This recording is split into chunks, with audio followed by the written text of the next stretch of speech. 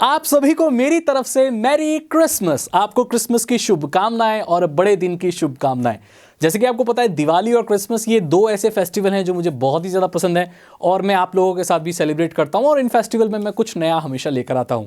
आज मैं लेकर आया हूं क्रिसमस के बारे में कुछ बहुत ही इंटरेस्टिंग फैक्ट्स और अपना पर्सनल एक्सपीरियंस सबसे पहले शेयर करेंगे। तो भाई देखो, क्रिसमस मनाया जाता है, सब जानते हैं, जीसस क्राइस्ट का बर्थडे है और हमारे यहाँ पर अलग अलग लोग, अलग अलग हर तरह के लोग बनाते हैं।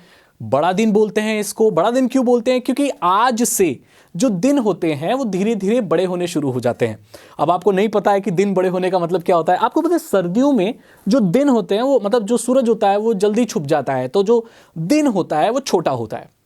पर आज के बाद से, मतलब क्रिसमस के बाद से, बड़े दिन से, आज से जो पहला बड़ा दिन शुरू होता है, तो आज का जो दिन होता है वो काफ़ी बड़ा माना जाता है। और धीरे धीरे जैसे हम गर्मियों की तरफ बढ़ते हैं तो दिन बड़े हो जाते हैं और रातें छोटी हो जाती हैं। टाइम में कोई डिफरेंस नहीं होता है, घड़ी उतनी ही चलती है। सूरज छुपना और सूरज उगना और कितनी देर सूरज रहता है उसके ऊपर ये डिपेंड करता है कि दिन बड़ा है, दिन छोटा है। अलग अलग जगहों पर अलग अलग वजहों से इस दिन को सेलिब्रेट किया जाता है। मैंने आपको बता दिया, नॉर्मली बड़ा दिन तो सब मनाते ही हैं। जीसस क्राइस्ट का बर्थडे है वो मनाते हैं। तो आइए बात करते हैं फैक्ट्स के बारे में। उससे पहले मैं बता दूं यार, क्रिसमस हम बहुत पहले से सेलिब्रेट करते आए हैं। पहले मैं क्या करता था कि जो सॉक्स होते थे, सॉक्स में चिट्ठी में कुछ भी लिख के कि मुझे वो वीडियो गेम चाहिए, वो आता था पहले, जो ब्रिक गेम और वो टीवी गेम वो चाहिए, या कुछ भी साइकिल चाहिए, बैट बॉल, MRF का बैट चाहिए। बहुत बाद में पता चला कि MRF का कोई बैट ही नहीं होता वो तो स्पॉन्सरशिप, वो प्रोडक्ट प्लेसमेंट होता है जो बैट के ऊपर MRF लिखा होता है। लेकिन हम MRF का बैट पहले बोलते थे जब हम क्रिकेट बहुत ज़्यादा खेलता था, जब मैं छोटा था। तो आज तक सेंटा क्लॉज ने मुझे कभी कुछ नहीं दिया, लेकिन एक इनडायरेक्ट वे में जीसस क्राइस्ट ने, भगवान ने बहुत कुछ दिया है, बट वो सॉक्स के अंदर कभी कुछ नहीं दिया। लेकिन फिर भी हम रखते थे, पर्चियाँ रखते थे रात में क्रिसमस को, और सुबह जल्दी उठ के जाग के देखते थे कि यार कुछ मिलेगा। खैर वो बहुत पुरानी बचपन की यादें हैं। तो आइए बात करते हैं क्रिसमस के कुछ इंटरेस्टिंग फैक्ट्स के बारे में। क्या आपको पता है कि जो क्रिसमस मनाया जाता है उसमें क्रिसमस ट्री जो इस्तेमाल किया जाता है, जैसे ये पीछे क्रिसमस ट्री है, अगर आपको नहीं पता है तो ये एक असली का ट्री है। जी हाँ, ये ऑर्नामेंटल एक ट्री है जो यहाँ लगा हुआ है, ये जिंदा है, प्लास्टिक का नहीं है। तो जो पहले जो क्रिसमस ट्री इस्तेमाल किया गया था 16वीं शताब्दी में मेरे ख्याल से, वो इजिप्शियन और रोमन्स ने इस्तेमाल किया था। उससे पहले क्रिसमस ट्रीज नहीं इस्तेमाल किए जाते थे। तो जो मॉडर्न जो क्रिसमस ट्री भी इस्तेमाल किया जाता है वो जर्मनी में पहले लगाया गया था सबसे पहले। और वहाँ पर जो भी मॉडर्न डेकोरेशन, जैसे अभी आपको लाइट वगैरह दिख रही होंगी, वो लाइट्स वगैरह नहीं लगाई जाती थी उस वक्त पे। फ्रूट एंड नट्स, मतलब काजू, बादाम, किशमिश, मेवा, ये सब लटकाया जाता था और फल लटकाए जाते थे क्रिसमस ट्री पे। उसको वैसे डेकोरेट किया जाता था और बाद में बेटे जब क्रिसमस खत्म हो जाए तो आप उन्हें खा भी सकते थे। लेकिन अभी प्लास्टिक की डेकोरेशन लगती है जिन्हें आप नहीं खा सकते। आपने देखा होगा कि क्रिसमस को एक्समस भी बोलते हैं। अब आपको यह पता नहीं होगा कि एक्समस क्यों बोलते हैं।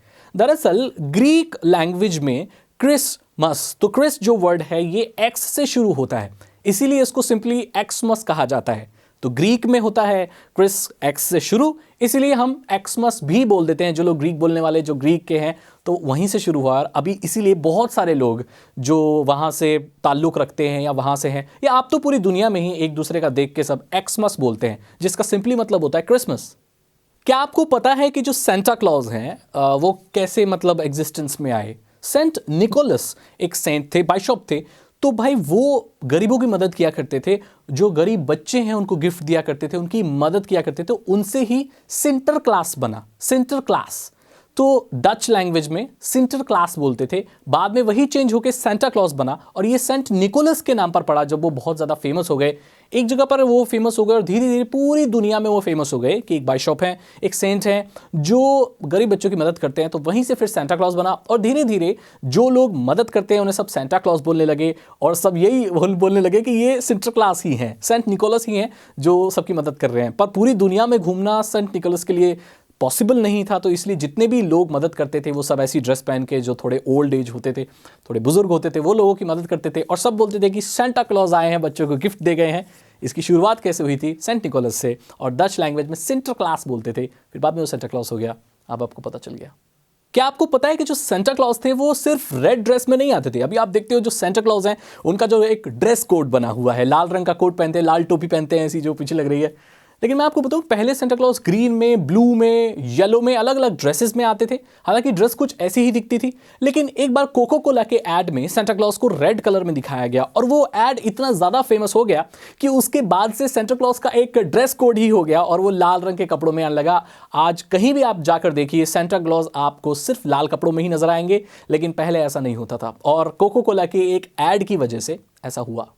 क्या आपको पता है कि जब जीसस क्राइस्ट का जन्म हुआ था तो 3 राजाओं ने कुछ तारों का पीछा किया था, कुछ चमकते तारे जैसे आसमान में नजर आए थे। तब उन्होंने जब तारों का पीछा किया तो उस जगह पर पहुंचे जहां पर जीसस क्राइस्ट का जन्म हुआ था और वहां पर उन्हें सोने के जेवरात या सोने के जो तोहफे हैं वो मिले थे और उनको एक एरोमेटिक रेजिन भी मिला था, एक ऐसा तत्व मिला था जिससे अगरबत्तियां वो बनाई जाती हैं, वो बहुत खुशबूदार था। तो ये गिफ्ट 2 उन राजाओं को मिले थे। ये बहुत इंटरेस्टिंग फैक्ट है जो ज़्यादातर लोग नहीं जानते। सेंटा क्लॉज के बारे में तो आपको पता ही होगा। क्या आपको क्रैम्पस के बारे में पता है? एक सबसे डरावना ट्रेडिशन है सेंट्रल यूरोप में कि क्रिसमस की रात को क्रैम्पस नाम का एक डिमोनिक कैरेक्टर, मतलब एक शैतान, हैवान, दैत्य जैसा दिखने वाला एक कैरेक्टर गलियों में घूमता है चेन और बेल्ट लेके बच्चों को ढूंढने के लिए। कौन से बच्चों को? जो मिसबिहेविंग बच्चे हैं, जो बड़े बुजुर्गों से गलत तरीके से बात करते हैं, जबान लड़ाते हैं, कलेश करते हैं, गलत बोलते हैं, बेसिकली वो मिसबिहेविंग चिल्ड्रंस होते हैं, उनको ढूंढता है और उनको पनिश करता है। ये सबसे एक हॉरिफिक, हॉरर आप कह सकते हैं, बहुत स्केरी ट्रेडिशन है जो सेंट्रल यूरोप में आज भी चलता है। आज भी लोग क्रैम्पस बनते हैं। असली क्रैम्पस तो नहीं आ सकता, लेकिन लोग बनते हैं क्रैम्पस, एक दैत्य बनते हैं, मॉन्स्टर बनते हैं और पूरी गलियों में रात को घूमते हैं। तो माँ बाप बच्चों को डरा देते हैं कि यार तुम मिसबिहेव करते हो तो क्रैम्पस आ रहा होगा, ले जाएगा तुम्हें। लेकिन कई लोगों का ये भी मानना है कि उस रात को सही में एक डीमन गलियों में यूरोप की रोम करता है और शायद वो मिसबिहेविंग चिल्ड्रंस को उठा कर ले जाता है।